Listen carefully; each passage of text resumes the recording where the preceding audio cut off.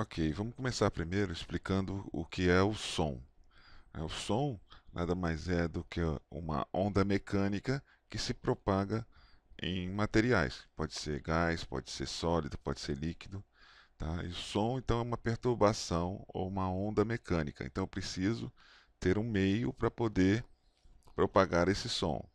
Então, esses filmes que a gente vê lá, os das naves espaciais explodindo e fazendo barulho, não existe. No vácuo não tem som. Tá? A gente só percebe o som porque nós temos um aparelho auditivo, lá a bigorna e o martelo, que eles sensibilizam o nervo óptico e a gente consegue ouvir o som. Agora, existem sons que nós não conseguimos ouvir, mas que, por exemplo, os animais conseguem. Os cachorros conseguem ouvir sons que a gente não consegue, porque o aparelho auditivo deles é diferente. Por que o aparelho deles consegue pegar e o nosso não? Porque o som possui algumas características. Uma delas é a frequência, ou seja, é quantas vezes por segundo aquela perturbação ocorre. A gente consegue ouvir em determinada frequência. Já os cachorros, por exemplo, conseguem ouvir numa frequência mais alta, que a gente chama de ultrassom. Então, dependendo do aparelho auditivo, você pode ouvir mais ou menos sons. Ah, uma coisa importante também, a característica é a velocidade do som, que normalmente a gente chama de A. Essa velocidade do som, ela é igual à raiz quadrada de gama vezes R vezes T. Esse RT vem daquela fórmula dos gases, né? O PV igual a nRT.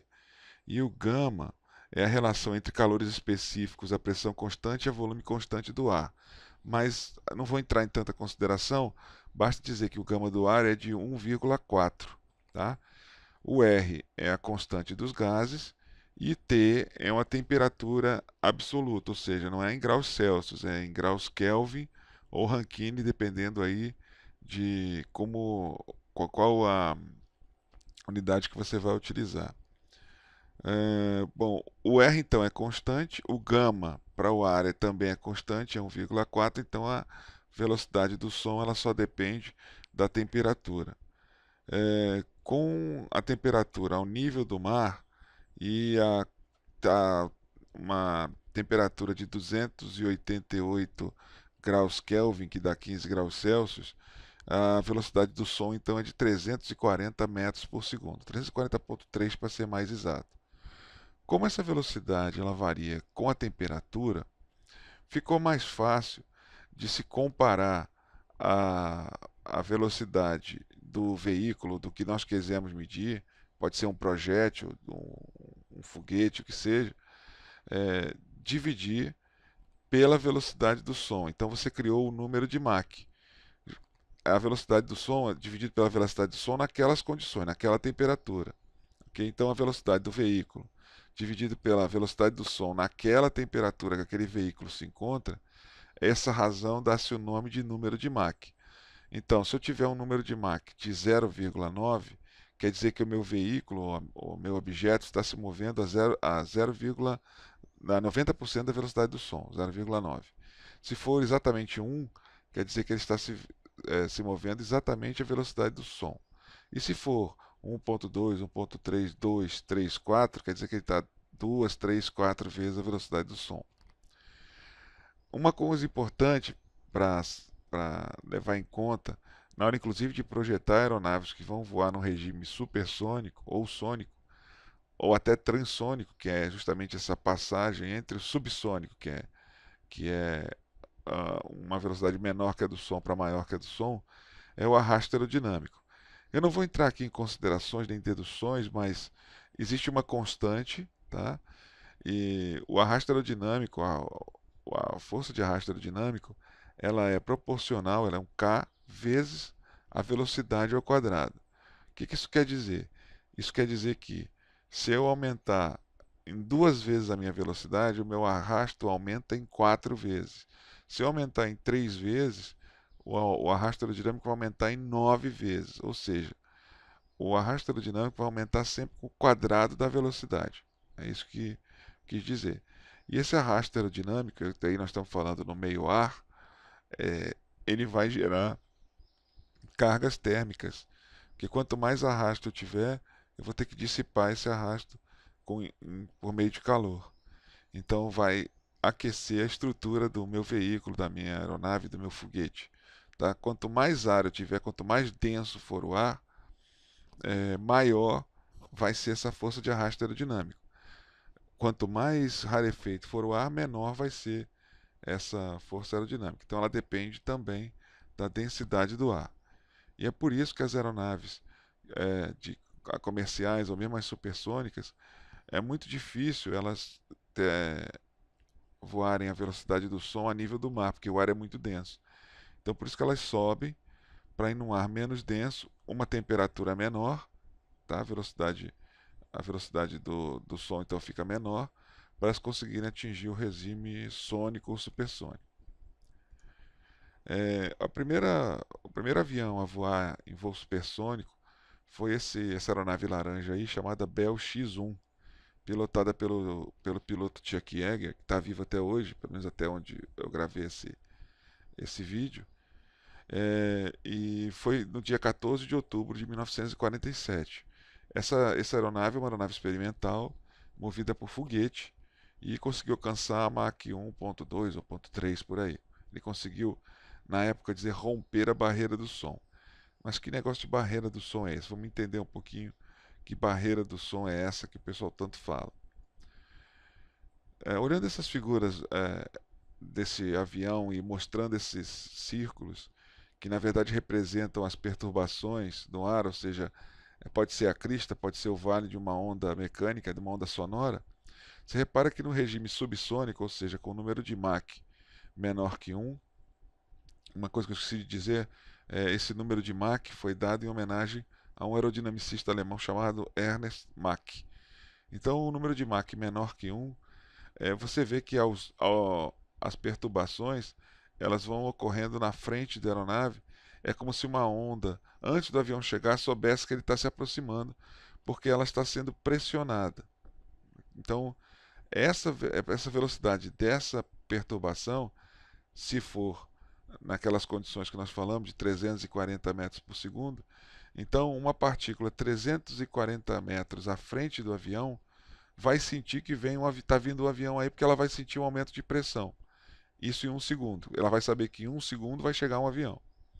Conforme você vai chegando mais próximo da velocidade do som, essa partícula vai tendo menos e menos tempo para sentir que está chegando o avião, até o momento que você chega no Mach 1, que é o regime sônico. Isso quer dizer que a partícula não vai saber, de repente ela vai receber um avião pela frente. Então forma-se uma compressão, uma onda de compressão na frente do bico da aeronave. Não só do bico, mas também das asas. Aqui está mostrado só o bico, mas as asas também vão sofrer isso. Essa onda de pressão é que é a chamada barreira do som, esse acúmulo de pressão na frente do bico da aeronave ou de qualquer outra superfície da aeronave. Então, antes do advento dos motores a jato, dos motores a foguete, eu tinha uma hélice com um diâmetro muito grande ali, que o arrasto que ela gerava era absurdo. Então, era como se fosse uma barreira, por isso chamado barreira do som. Né? Chegasse ali, o camarada não conseguia ultrapassar, e essa pressão gerada na frente da hélice normalmente quebrava a hélice e quebrava a aeronave inteira. Então, por isso que o pessoal dizia que existia uma barreira, um muro intransponível que não conseguia ser ultrapassado. O fato é que lá em 1947, o Bell X-1 conseguiu ultrapassar isso e entrar no regime supersônico. Nesse regime supersônico, eu estou meio que empurrando essa onda, tá? E normalmente as aeronaves têm que ser pontudas para fazer isso, tá? Umas aeronaves, uma hélice na frente nunca vai conseguir, porque o arrasto é muito grande, e cada vez mais eu preciso de mais potência. Lembra que o arrasto ele é proporcional ao quadrado da velocidade. Então, se eu precisar ir 2 vezes mais rápido, eu preciso de 4 vezes mais potência. E um negócio interessante que se forma é um cone. Esse cone que está parecendo um triângulo aqui, deixa eu marcar aqui para você ver, marcar aqui de vermelho. Tá? Esse cone aqui, ó, esse cone é chamado cone de Mach. Tá? isso aqui forma uma onda de choque. Isso é uma onda de choque que eu estou desenhando aqui, ó. É uma onda de choque que para nós, para o nosso ouvido, se ela passar próximo do nosso ouvido, a gente vai ouvir um estouro. Esse estouro é o estrondo sônico, tá? Estrondo sônico. Então, não é que ele rompa a barreira do som, dá um estouro e aí a barreira está rompida. Não. Esse estouro vai ser sempre ouvido. Se eu tiver uma pessoa a 340 metros de mim, naquelas condições que foram dadas, né, de 15 graus Celsius, etc., o que vai acontecer é que ela vai ouvir o mesmo estouro 1 segundo depois que eu ouvi. Então, isso aqui na verdade é um cone, tá? E que pode ser formado não só pelo bico da aeronave, como também por outra superfície, como a gente vê aqui nessa foto, tá? Essa foto é uma foto rara até porque você tem um caça voando com certeza a velocidade superior à do som, onde você vê a formação de diversos cones de Mach, diversas ondas de choque. E por que aparece essa fumaça aí? Essa fumaça, que na verdade é condensação, então eu sei que ele está voando em ar úmido, você vê até que ele está próximo do mar, né? Aqui o mar, é, é um ar úmido, e quando eu tenho essa onda de pressão passando, ou essa onda de choque que a gente chama, ela aumenta demais a pressão, mas atrás dela ela diminui a pressão. E quando diminui a pressão, se tiver um ar muito úmido, ele condensa. Então isso nada mais é do que condensação da umidade do ar, mas que dá um belo espetáculo porque a gente consegue ver como é que se comportam, como é que se comporta o cone de Mach e as ondas de choque. Na verdade, são cada uma dessas ondas de choque vão dar um estouro no nosso ouvido. Como o caça é muito pequeno, a gente acaba ouvindo um só, mas na verdade são vários estouros. O Concorde, por exemplo, se você estivesse vendo ele voar supersônico, ele daria dois estouros. Um estouro principal do bico da aeronave e um estouro secundário das asas da aeronave. Como ele é maior, você conseguiria ouvir. Tá? Então, basicamente, o que acontece é isso. Eu tenho essa onda de pressão e tenho um arrasto grande que é feito por essa onda de choque aqui que vai afetar a aeronave, a fuselagem, as asas, etc. Então eu vou ter um aquecimento, tá? Já que eu tenho essa onda de pressão, esse arrasto, vai me gerar um aquecimento. Se eu tiver como esse caça a nível do mar, vai ser um aquecimento grande. Se eu tiver bem mais alto, ou seja, uma temperatura menor, o arrasto vai ser menor. Mas se eu aumentar demais a velocidade, esse calor vai subindo, vai subindo. Então nós vamos ver mais para frente alguns exemplos disso aí. O grande nome da aviação comercial é uma das únicas aeronaves supersônicas, a outra que tinha era uma aeronave russa, o T-144, mas ele não era muito operacional, é o Concorde. Concorde é um avião de passageiros, dava aproximadamente 115 ou 120 passageiros, e ele voava a velocidade de 2.1 Mach, ou seja, duas vezes a velocidade do som. Ele voava num teto operacional de 60 mil pés ou 20 quilômetros. Só para se ter uma ideia, os aviões comerciais voam a 35, 40 mil pés. Ele voava a 60, ou seja, 50% mais alto, justamente para poder ter menos arrasto. O bico da aeronave, quando ele estava em regime supersônico, chegava a 140 graus Celsius. Algumas áreas das asas também chegavam a temperaturas próximas a essa, justamente pelo atrito com a onda de choque. E isso gerava uma dilatação na fuselagem de quase 14 centímetros. Eu cheguei a ver um documentário em que o engenheiro de voo mostrava um painel da aeronave, painel onde estavam os instrumentos dele, que ficava colado numa parede. Quando ele estava no regime supersônico, abria um intervalo, né, abria um espaço de mais ou menos uns 10 centímetros entre onde ele havia mostrado aquele painel e a parede lateral da aeronave. Então havia uma dilatação. Inclusive a aeronave, o Concorde, para ter regime supersônico, ele tinha que ser pintado de branco. Se ele fosse pintado de outra cor, o calor gerado começaria a causar danos estruturais na aeronave. A Pepsi fez uma promoção em que pintou um dos Concordes de azul e colocou o logotipo da Pepsi no leme e tal. Essa aeronave não pôde voar em regime supersônico, porque o calor acumulado não conseguiria, ficava absorvido até pela cor da tinta, que era uma tinta azul, e ele começaria a ter problemas de aquecimento. A temperatura iria muito mais alta que esses 140 graus e a estrutura dele, que era de alumínio, ia começar a perder as características mecânicas, ia começar a não derreter, mas ia perdendo as características de resistência mecânica. Então o Concorde dilatava sim, crescia por volta de 14 centímetros na fuselagem. Obviamente crescia também na asa, mas esse dado eu não consegui. Mas só para você ter uma ideia do calor gerado, né? Nós estamos falando voando a 50% além da velocidade, perdão, da altitude normal de uma aeronave comercial. Só para você ter uma ideia, a aeronave comercial não é supersônica, ela voa por volta de Mach 85, 0,8, né? Mach 0,85, tá? 0,85, 86, 87, vai depender da temperatura naquela altitude que foi dada para ela voar.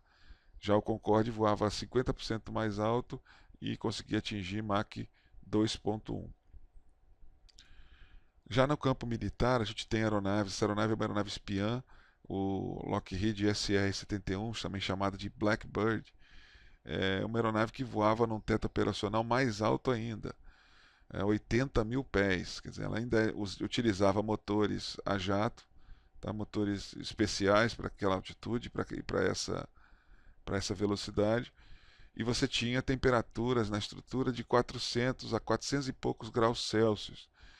Por isso ela não podia ser mais feita de alumínio, ela era feita toda em titânio. O titânio suporta mais essa temperatura e proporcionava então que se chegasse a Mach 3.2, ou seja, 3.2 vezes a velocidade do som.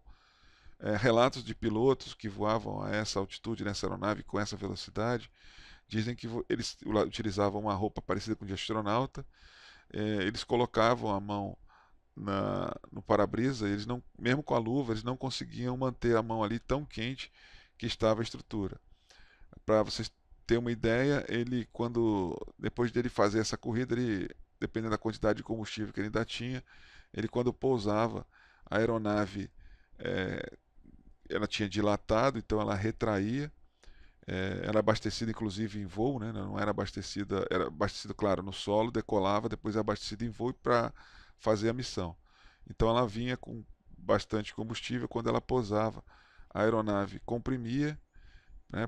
Por conta da contração é, do, da temperatura que esfriou, né? Quando ela não estava mais a Mach 3.2, estava no solo já, e chegava a pingar a aeronave de vazamentos, porque com essa compressão simplesmente vazava combustível do tanque. Para vocês terem uma ideia, então, como é o projeto de engenharia de uma aeronave dessa. Ela tinha que ter junta de dilatação para poder acomodar o combustível sem vazar. Ela era corrugada, né? Corrugado como se fosse assim um painelzinho os painéis eram em formato de onda, assim, sabe? Os painéis das asas, então tinha uma pequena corrugação, de modo que quando ele dilatava, ela ficava reta. Tá? Então, a gente tem uma série de artifícios que a engenharia utiliza para lidar com a dilatação desses corpos, né? Então, esse aqui é uma aeronave que tinha um desempenho fenomenal, uma coisa estupenda, tá? E ela dilatava aí por volta de 20 a 25 centímetros durante a missão, né? Tinha o voo de Mach 3.2. Uma aeronave militar utilizada para reconhecimento, ela tinha câmeras, então ela conseguia filmar ou fotografar e operou até. Foi um projeto da década de 60 para 70 e operou aí até a década de 90 e algumas experimentais pela NASA até início dos anos 2000.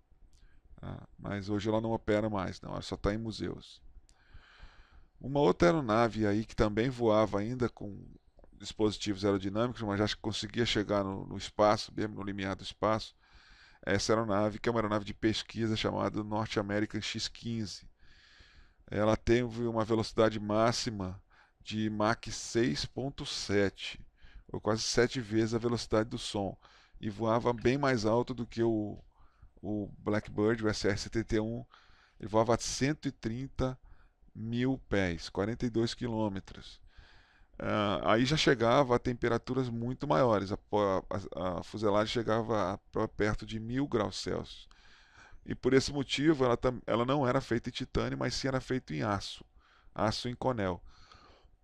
Perdão. Essa aeronave ela voava, ela era solta assim como o X-1 de uma outra aeronave, ela tinha motores de foguete e ela então chegava a essa velocidade de Mach 6.7. O grande problema é que essa, como eu disse, é a velocidade máxima. As pesquisas eram feitas em Mach 4, Mach 5, 4, 3, por aí. Era a velocidade que eles utilizavam para coletar dados de escoamento supersônico.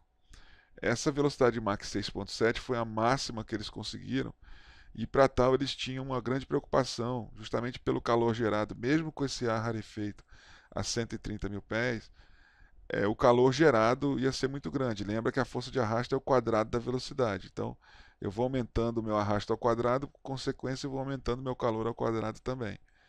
Então, eles, para fazerem isso, eles colocaram uma camada de material isolante, pintaram com material isolante, uma camada até meio rosa, e então fizeram esse teste a voos, um voo de 6, Mach 6.7. E aí tá aí o avião com a camada, ele, depois que ele chegou do voo, ele estava completamente danificado.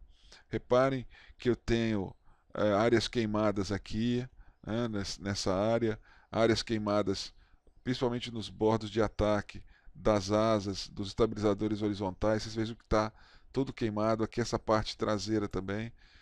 Isso aqui não foi por causa do foguete, tá? Que eu propulsionava, mas sim por conta desse arrasto aerodinâmico de velocidades chamadas hipersônicas, né? Qualquer coisa acima de Mach 5 já é velocidade hipersônica. Aqui o detalhe de algumas antenas de comunicação também que ele tinha embaixo dele, estavam bem queimadas. Existia uma experiência que eles iam fazer com um motor chamado Ramjet, que está aqui, que foi completamente danificado. Eles não conseguiram fazer, e esse foi o único voo a essa velocidade que foi feita pelo X-15. Então vocês reparem que mesmo a uma velocidade, a uma altitude bastante grande, com um ar bastante rarefeito, mas o problema é que eu estava em Mach 6.7, uma velocidade muito grande, eu consegui, essa aeronave teve danos dessa monta, assim, desse tamanho. Aí nunca mais foi tentado, porque realmente se viu que danificou demais a aeronave, né? Então, para voos hipersônicos, o negócio tem que ser muito bem estudado, e mesmo uma aeronave feita toda de aço, ela sofreu diversos danos aí por conta do arrasto aerodinâmico, do calor gerado pelo arrasto aerodinâmico, né? Bom, mas e as cápsulas espaciais que chegavam a reentrar na atmosfera e tal, como é que elas conseguiam não se derreter? Bom, aí nós temos uma desenho da cápsula Apollo fazendo uma reentrada na Terra depois de vir da Lua, ela estava a Mach 30 vezes a velocidade do som. As temperaturas que ela chegou a ter foi de 3.800 graus Celsius. Mas como é que ela conseguiu então resistir a esse arrasto, né, numa velocidade dos 30 vezes maior que a do som? É porque os engenheiros fizeram um material, utilizaram um material chamado material ablativo. O que é isso? Esse material, eles recobriram a parte inferior da cápsula com material que ia se desgastando conforme a cápsula ia entrando. Então foi tudo dimensionado. Eles já tiveram vários dados até desses voos experimentais do próprio X-15. Então esse material ele ia se desfazendo, ele ia se derretendo e ia se soltando. De modo que quando chegava a cápsula, chegava numa altitude onde o ar era bem mais denso, que ela já estava a uma velocidade bem menor, já que o próprio ar era usado para frear essa cápsula, aí esse material então já estava todo deteriorado, todo derretido, tinha todo ele indo embora e ficou só a última camada que protegia os astronautas dentro da cápsula. Então foi um recurso utilizado para lidar com o calor da reentrada. Imagina a Mach 30 vezes a velocidade do som. Então foi o recurso utilizado para poder lidar com o calor que ia ser gerado por esse arrasto e conseguir que os astronautas ficassem sãos e salvos dentro da cápsula. Outra utilização também foi do ônibus espacial, né? O ônibus espacial também fazia uma reentrada a uma velocidade um pouco menor do que a cápsula, porque ele estava em órbita e a cápsula vinha de fora de órbita, né? Fora da órbita terrestre. Mas mesmo assim você tinha temperaturas de mais de 3.500 graus Celsius na parte inferior do ônibus espacial. E foi utilizado então materiais cerâmicos, tá? Placas cerâmicas, não só embaixo, mas também em cima. Vocês podem ver aí no próprio desenho que você vê uma série de plaquinhas que foram colocadas aí na fuselagem, né? São quadradinhos aqui que você pode ver aqui, porque ela também aquecia demais essa estrutura.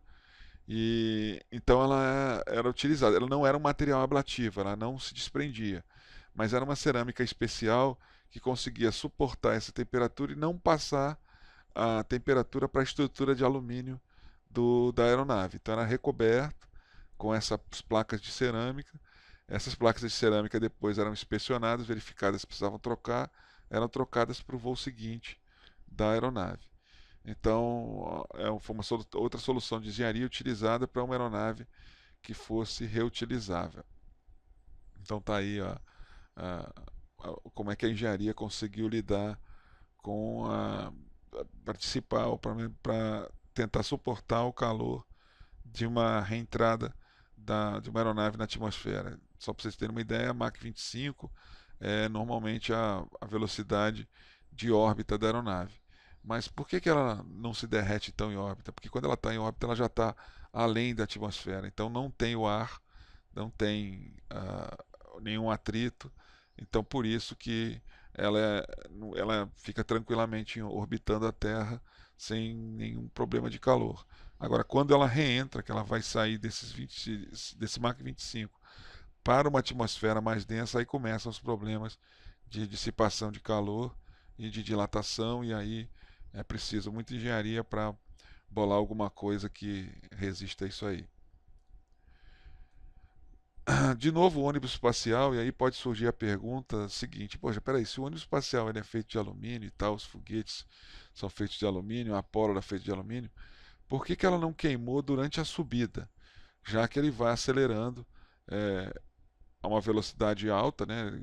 Quando ele sai da rampa de lançamento, né? Da plataforma de lançamento, em questão de 2 minutos ele já está em velocidade supersônica, menos até que 1 minuto, ele já está em velocidade supersônica, a sua aceleração é muito grande.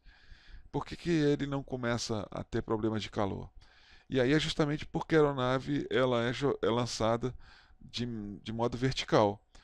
É a maneira mais rápida de você sair da atmosfera, sair num lançamento vertical.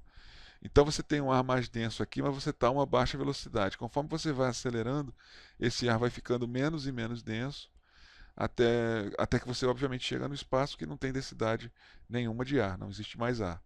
Mas rapidamente você consegue passar rapidamente por esses estágios sem que haja uma formação de calor muito, muito grande.